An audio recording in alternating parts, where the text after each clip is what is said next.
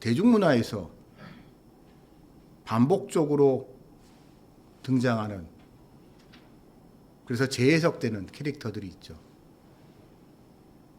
그런 캐릭터 중에 흥미로운 캐릭터가 조커라는 캐릭터입니다. 조커는 원래 배트맨의 영화 배트맨에 등장하는 악당이죠. 악당 두목이 조커입니다. 그래서 제가 어렸을 때 처음 배트맨, 그 당시 배트맨과 로빈이었는데 그걸 접했을 때만 해도 이 조커란 캐릭터는 그렇게 비중 있는 캐릭터가 아니었어요. 물론 중요한 캐릭터지만 그냥 악당이었을 뿐이에요. 근데 어느 순간부터 이 배트맨이라는 영화가 여러 차례 시리즈를 거듭하면서 배트맨보다는 어느 순간에 이 조커라는 캐릭터에 더 많은 사람들이 관심을 가지게 됐습니다.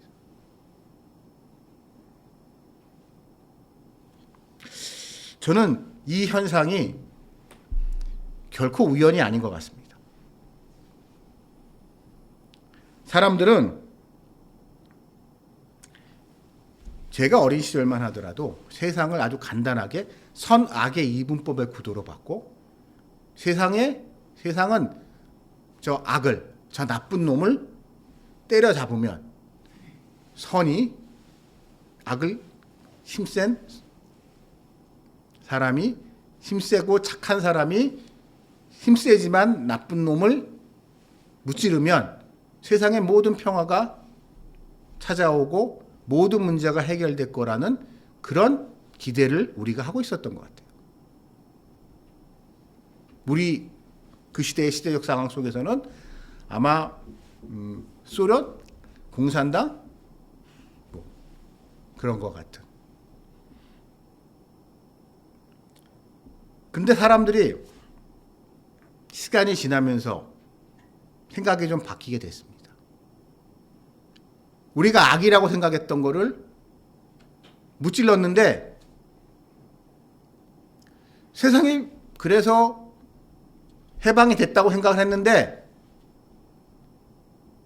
별로 달라진 게 없는 것 같아요. 달라지긴 달라졌는데 뭔지 만족스럽지가 않아요. 지금 한국의 좀 정치적인 현실을 얘기하게 되면 제가 어렸을 때만 해도 이제 민주화 열기가 한참 뜨거웠던 시절을 생각을 해보면 대통령 직선제만 되면 모든 문제가 다 해결될 줄 알았어요.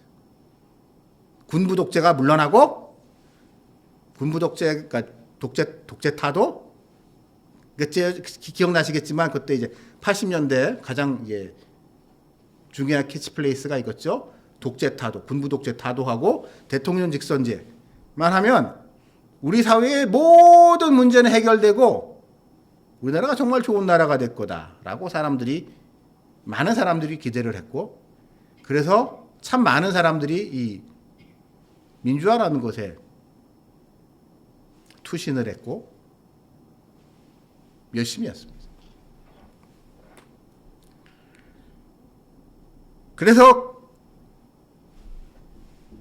군사정권도 끝났고 대통령 직선제도 성취가 됐고 다 잘 된 것 같은데 뭔가 사람들이 보기에 뭔가 2%가 부족한 것 같아요. 뭔가 지금 현실이 불만이 많아요, 인간들이. 이러면서 사람들은요, 내가 맞서 싸우고 해야 되는, 나를 힘들게 하는 이 악이란 과연 무엇인가에 대해서, 그리고 이 악인은 과연 무엇인가에 대해서 관심들이 점점 커진 것 같습니다. 그 시기를 겪으면서. 우리나라 국내적으로 봤을 때는 군부 독재, 민주화 이런 문제였고, 좀 더 세계사적인 관점에서 봤을 때는 소련, 공산당 뭐 이런 거가 이제 되면은 세상이 좋아질 줄 알았는데 글쎄요. 독일 같은 경우를 놓고 보게 되면은 동서독이 통일만 되면 모든 문제가 다 좋아질 거라고 생각을 했고, 그래서 나이가 드신 분들은 기억하시겠지만 90년대 초반에 역사의 종말이라는 이야기가 등장했습니다. 프란시스 후쿠야마 교수가 역사의 종말, 감히 그런 얘기를 할 정도로, 거기 역사의 종말이라는 것은 이 역사를 어떠한 그런 대립과 투쟁의 관점에서 역사를 생각했을 때 이제 자유민주주의, 자본주의의 완전한 승리로 끝났기 때문에 더 이상 뭐 그런 대립과 투쟁의 관점에서의 역사는 끝났다 라는 이야기가 나올 정도였지만, 글쎄요, 벌써 지금 그러고 난 다음에 30년이 훌쩍 지난 지금 생각해 본다면 전혀 그렇지 않죠. 그러다 보니 악을 다양한 관점에서 바라보고 있습니다. 그러면서 등장하는 아주 나쁜 현상이 악을 상대적으로 바라보는 거죠. 예를 들어서 공산주의를 놓고 봅시다. 전 어렸을 때 공산당 하게 되면 머리에 뿔 달린 사람인 줄 알았어요. 얼굴도 시뻘겋고 막 그렇게 반공 교육을 받았잖아요, 우리는. 근데 막상 화해 무드가 되고 데탕트가 되고 난 다음에, 그리고 소련이 붕괴된 다음에 그 사람들을 만나보니까, 남북한 같은 경우도 화해를 하면 북한 사람 쭉 만나보니까 그래도 그들도 사람이더라 라고 하면서 어떻게 보면 그들을 이해하게 됐지만, 다른 한편으로는 이런 과정을 겪으면서 우리한테 무엇이 옳고 그르고를 판단하는 것이 약해졌습니다. 사람을 이렇게 함부로 보는 거 아니야. 그 사람 얘기도 들어봐야지. 그 사람이 공산당이 되고 싶어서 공산당이 됐겠어? 그 사람이 그 시절에 거기서 그렇게 태어나서 그런 환경이 됐기 때문에 그 사람은 공산주의자, 빨갱이가 될 수밖에 없었던 거야. 그 사람은 괜찮지. 반대로 반대 진영에서도 똑같이 접근이 가능합니다. 거의 우리가 보기에는 그런, 예를 들어서 종교적 극단주의자들. 여러분, 제 말이 좀 이상하게 될 수 있는데, 목사인 제가 가끔 이 이슬람 극단주의자들을 보면 뭐 세상에 저런 정신병자들이 있나, 미친놈들이 있나라는 생각이 들다가도 한편으로는 그들이 가지고 있는 그런 종교적 열정, 순수성, 그 서구 문물을 받아들이지 않겠다고 하면서 기꺼이 그들이 그 터무니없는 불편을 감수하는 모습. 저렇게 힘들게 살 필요가 없는데 왜 저렇게 문명의 이기를 누리지 못하지? 라는 모습을 보면서 한편으로는 그들에게 좀 이렇게 연민과 함께 그들의 그런 순수함에 대해서 약간 이렇게 낭만적인 생각이 들기도 해요. 이걸 이제 스톡홀름 증후군이라고 하는데, 이런 과정을 겪으면서 우리가 그냥 두리뭉실하게 서로 잘 지내자라고 하는 것이 보다 체계화된 것이요, 결국 정치적 올바름이거든요. 정치적인 올바름이라는 게 이런 정치적인 거, 그러니까 이념적인 거, 인종적인 거, 종교적인 거, 이런 거를 다른 걸 가지고 서로 대립하지 말고 그냥 우리 서로 좋게 말하면 서로 인정하면서 서로 상대방 상처 줄 말 하지 맙시다라는 거예요. 내가 무심코 내뱉은 한마디가 상대방한테 마음에 상처를 줄 수 있으니 그런 말은 아예 하지 맙시다. 말부터 조심합시다라는 게 정치적 올바름의 출발점이거든요. 그래서 이제 우리나라라 제가 어렸을 때는 기억나는 게 제가 어렸을 때요. 70년대 거예요. 우리나라 영어 교과서에 니그로라는 표현이 등장해서 니그로라는 표현이. 지금은 니그로라는 표현 썼다가 맞아 죽죠. 미국 가가지고.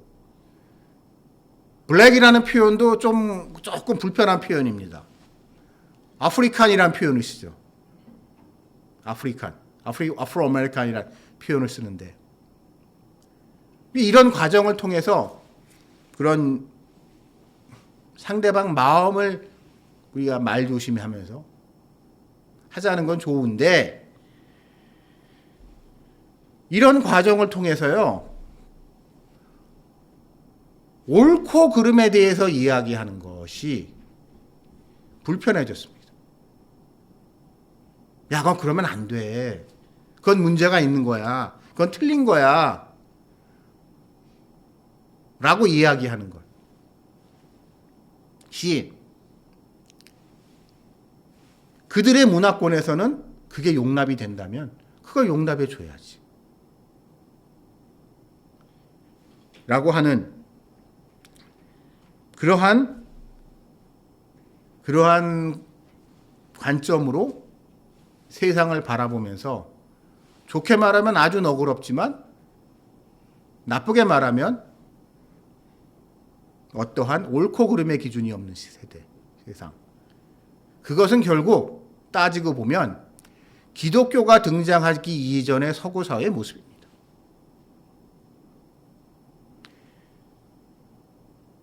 기독교가 등장하기 위해 이전의 서구 사회, 헬라 시대, 오늘의 이 배경이 되고 있는 에베소 같은 데를 놓고 봅시다. 옳고 그름의 기준이 명확하지가 않아요. 그러니까 이런 거죠. 남녀가 있습니다. 부부예요. 부부인데 그냥 둘만 좋으면 되는 거예요. 둘만. 예를 들어서 우리가 저 같은 약간 꼰대틱한 사람의 관점으로 봤을 때 둘이 부부예요. 둘이 좋다고 해요. 라고 그렇다 하더라도 넘지 말아야 될 선이 있다고 생각을 하거든요. 예를 들어서 대표적인 게 동성애를 놓고 봅시다. 동성애자들 중에 그런 경우가 있대요. 남의 눈이 있어서 결혼은 해야겠는데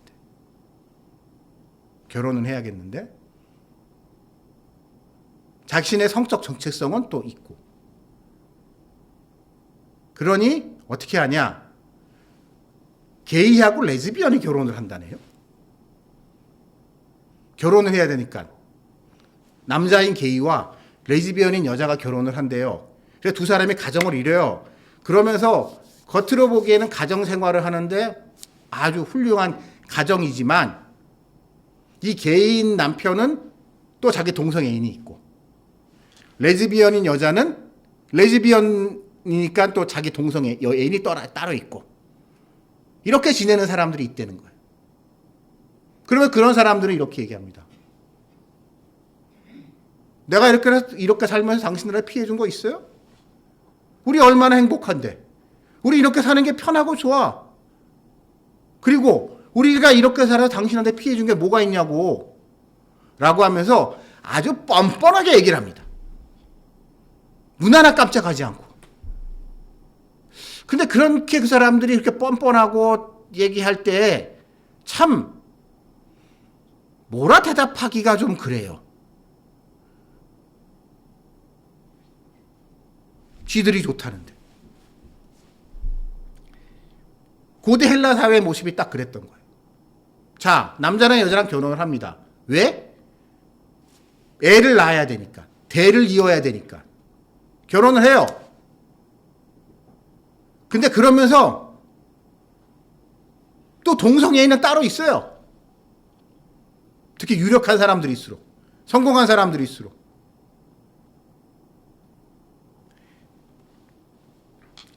그런 곳에서 사도 바울이 하나님의 말씀을 전한다는 것 생각을 해보십시오. 그 사람들에게 이전과는 전혀 다른 차원의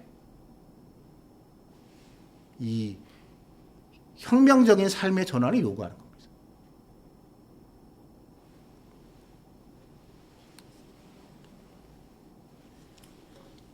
그러면서 사람들한테, 믿는 자들에게 이러한 권면을 계속하고 있는 거죠.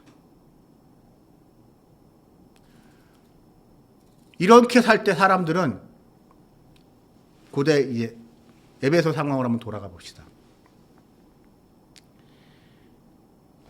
나는 남 몰래 그렇게 살기는 좀 쉬워요. 예를 들어서 남들은 그렇게 다 살지만 나는 내 마음에 좀 깨림직해. 내 마음, 나는, 그러니까 저는 이제 게이들, 이런 이제 퀴어 운동하는 사람들을 보면은 그 사람들 내부의 모순이 같은 게 제가 뭘 발견하냐면, 과연 성적 지향성이 선천적인 것인가 후천적인 것인가에 대해서 자기네들 내부적으로도 명확하게 정립이 안 돼 있어요.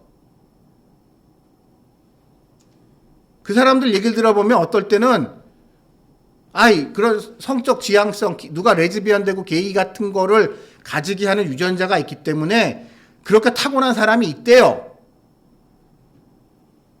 또 한편으로는 그렇게 얘기하다가 또 어떨 때는 그런 얘기 많이 합니다. 사람들이 티를 안 내고 있어서 그렇지, 보통 사람들도 기회가 되면 말이야, 동성애자가 된다고. 되게 이중적인 이야기를 합니다. 그런 이중적인 이야기를 하면서 사람들이 얘기를 할 때, 근데 그 말이 불편하면 그런 세태 속에서 침묵하는 사람들이 많이 있습니다.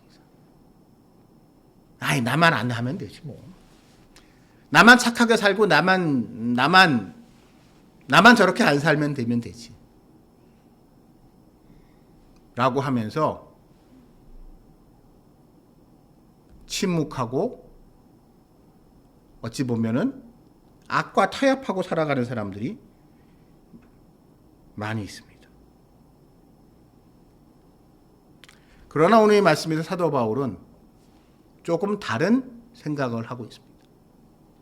그리스도를 믿어서 복음을 알게 된 너희들은 혼자 그렇게 잘 믿고 그냥 이렇게 나만 잘 믿다가 나만 천국 가면 되지 뭐, 그렇게 굳이 다른 사람들과 문제를 일으킬 필요가 뭐가 있어? 라고 생각하지 말라고. 그래서 과감히 말씀하고 계시죠. 거짓을 버리라고.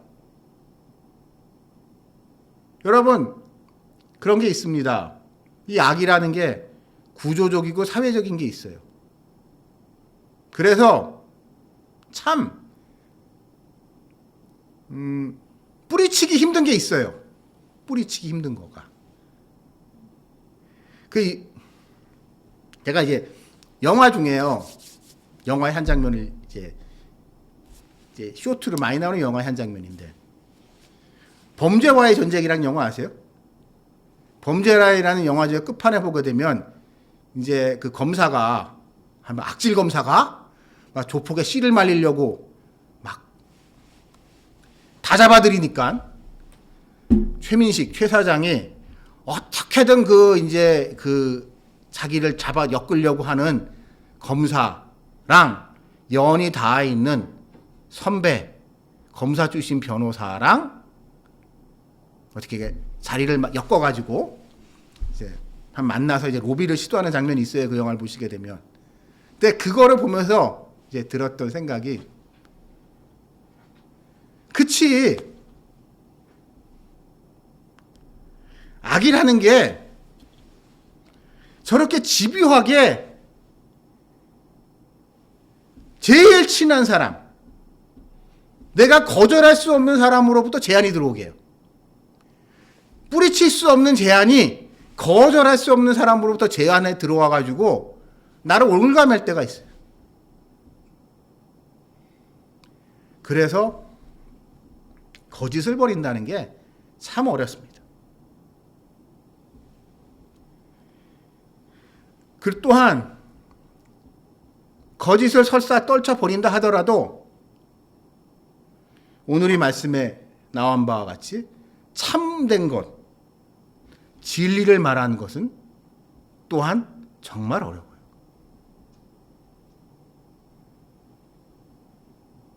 다 사람들이, 제가 지난 시간에 말씀하셨듯이 제가 아무리 옳은 얘기를 해도 반응들은 거의 예외 없어요. 목사님이시니까 그런 얘기 하시는 거죠. 목사님이시잖아. 목사님이시잖아. 목사님이 그런 얘기 하실 수밖에 없죠. 뭐 어쩌겠어요. 뭐 목사님이시니까. 세상 한번 살아보세요. 뭐 이런 거.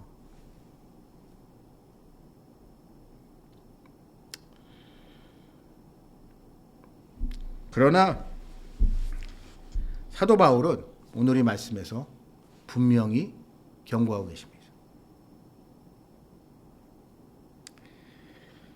이런 거짓의 문제에 대해서 타협하지 말라고.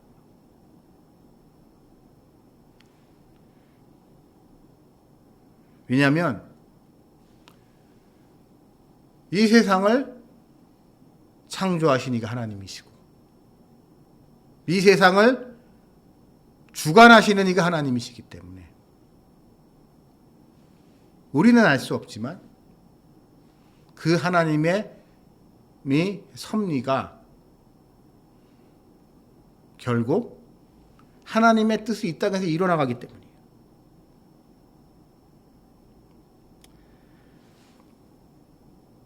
저는요, 누군가 저에게 묻는다면 왜 사람이 착하게 살아야 됩니까? 왜 말씀대로 살아야 됩니까? 우리 기독교인이니까는요. 묻는다면 만약 어느 청년이 학교를 졸업하고 회사에 취직을 했어요. 회사에 취직을 해서 사회생활을 해보니까 교회에서 했던 얘기대로 살려니까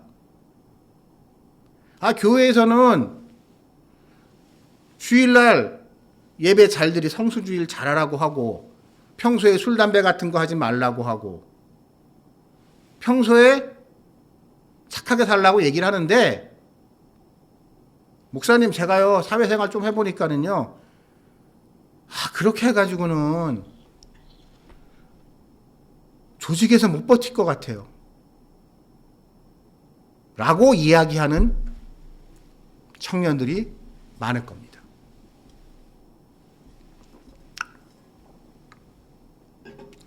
그때 여러분들은 뭐라고 대답하실 수 있을까요?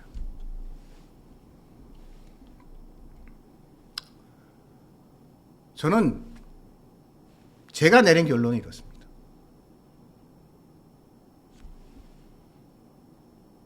만약에 네가 교회에서 하지 말라는 일, 나쁜 일, 그거를 해서 성공한다면 할 수도 있겠지. 근데 현실은 그렇게 녹록하지 않아. 정말 많은 사람들이 어떻게든지 아니? 하지 말라는 짓, 나쁜 짓 치열하게 했는데 결국 망했어. 성공이라는 게 그렇게 만만한 줄 아니? 가끔 세상은 이런 게 제가 느낄 때가 있어요. 세상의 성공이라는 거는 누가 더 나쁜 놈인가? 누가 더 악랄하게 뜯어먹는가? 누가 더 잔인한가? 더 독한가? 더 나쁜 놈인가? 를 두고 경쟁하는 것 같이 보일 때가 있습니다. 분명히 그런 부분도 있어요. 근데 안타까운 거는 그렇게 나쁜 놈, 나쁜 짓을 아무런 양심의 가책을 느끼지도 않고 했던 사람들의 인생의 끝을 보세요. 그 사람들 중에 나 성공했어. 나쁜 영화 속에 그 이제 범죄와의 전쟁에 그 영화 속에 캐릭터로 놓고 본다면 최민식 씨, 최 사장. 그 사람은 몰라요. 이제 그건 영화 속의 한 장면이지만 그 사람들이 인생 끝날 때 어떻게 할지 모르거든요. 근데 거기에 등장하는 모든 나쁜 새끼들 그렇게 나쁜 짓 하고 다녔는데 다 망하죠.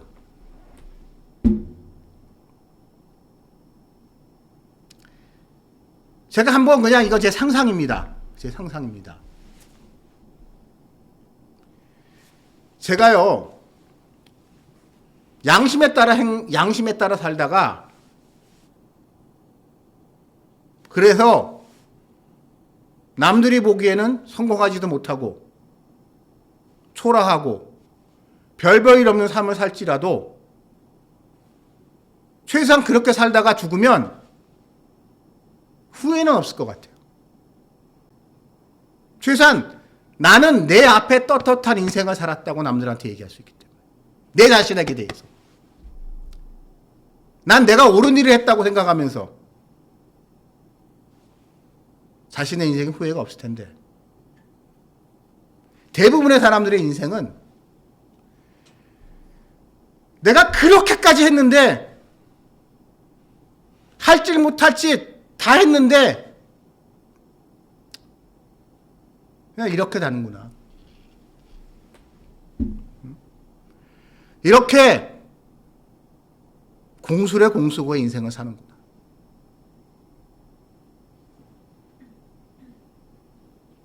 그래서 우리는 단호하게 저는 그런 청년이 있다면 옳은 길을 가라고 얘기해주고 싶습니다. 왜냐하면 그것이 후회 없는 인생을 사는 길이기 때문에 그래요. 그리고 더 나아가서 우리 그리스도인들에게는 그 길에 대한 희망이 남아있기 때문에. 우리 동양적 유교 문화의 전통이 강한 우리 한국 사람들, 충의를 강조하죠. 좋은 이야기입니다. 근데 저 충의를 강조하는 거 보면서, 그래서 예를 들어서 사육신 같은 사람들 이야기를 하는 거 보면서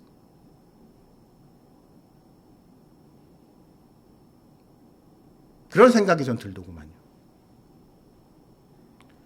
그래서 죽은 사람은, 남은 사람은 그거 가지고 훌륭하다고 이야기를 하지만 그 훌륭하다고 얘기하는 사람은 이미 죽었잖아요. 그 사람은 죽었어요. 그리고 그 사람의 가족들도 다 멸문지화를 당했어요.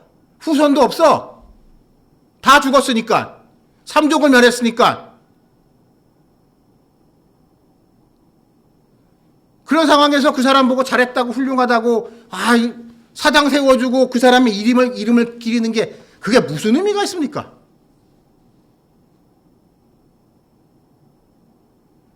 그 이름 팔아먹는 놈들을 걔네만 좋은 거예요. 그 이름을 팔아먹는 제사장 노릇하는 인간들. 그러나 우리 기독교는 조금 달라요. 그거와 차원이.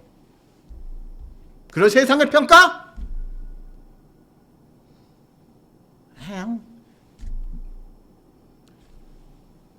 우리에겐 중요한 게 그게 아니죠. 마지막 날이 있다는 거. 우리와 함께 하신 하나님께서 다 지켜보고 계시고 그 수고를 다 해고 계시고 그래서 결국은 주님께서 다 갚아주실 거다. 세상은 몰라도 하나님만 알아주신다.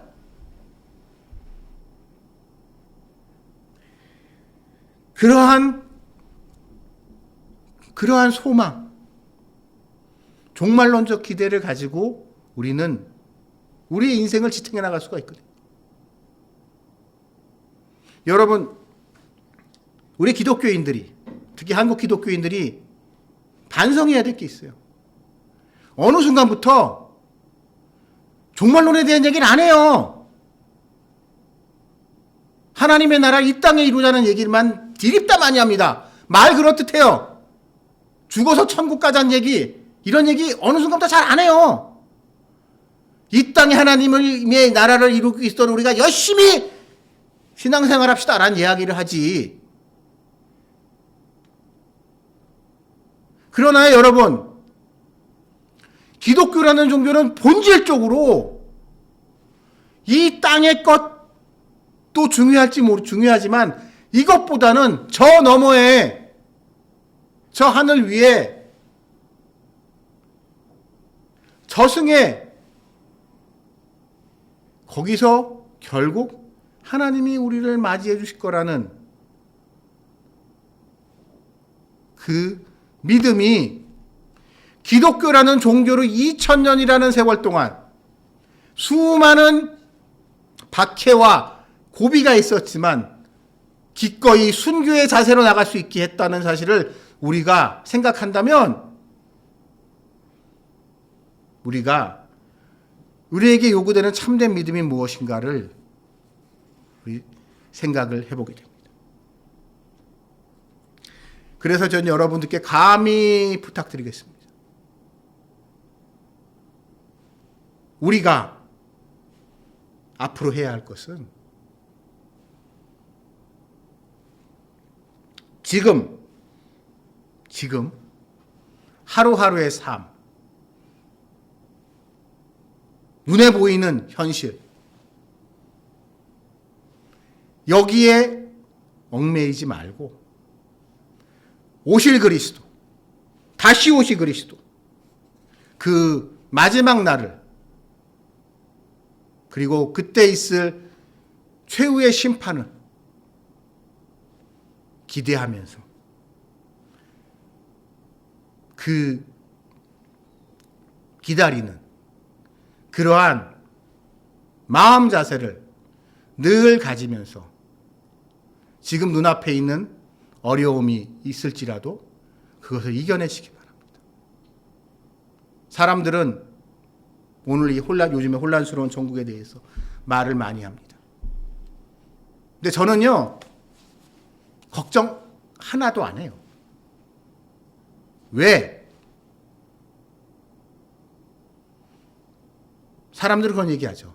누가 대통령 되면 절대 안 돼. 누가 대통령 되면은 우리나라 망해. 우리나라 공산화돼. 여러분, 최소한 제 나이 또래 50대 이상의 사람들은요, 인정을 해야 될 게 한 가지 있습니다. 소련이 저렇게 망할 줄 아셨어요? 소련이 저렇게 망할 줄 몰랐어요. 소련이 망하기 전에 누군가가 좀 있으면 소련 망해요 라고 얘기를 했으면 모두가 다 미친놈이라고 했어요. 베를린 장벽이 저렇게 곧 무너질 거예요 라고 얘기가 되면 다들 돌았다고 했어요. 그러나 우리가 안 보는 곳에서 하나님은 일하고 계셨고, 그 하나님이 톡 치니까 우르르 무너졌어요. 그런 하나님이 우리 편이신데 뭘 두려워합니까? 우리가 두려워해야 될 것은 우리가 하나님의 편이냐인가에 두려워해야지. 인간이 뭘 할 수 있겠습니까? 하나님께 맡기고 우리는 그리스도인으로서 하나님을 섬기는 성도의 도리를 다해 가시는 여러분들이 되시기를 주님의 이름으로 기원합니다. 같이 기도드리시겠습니다.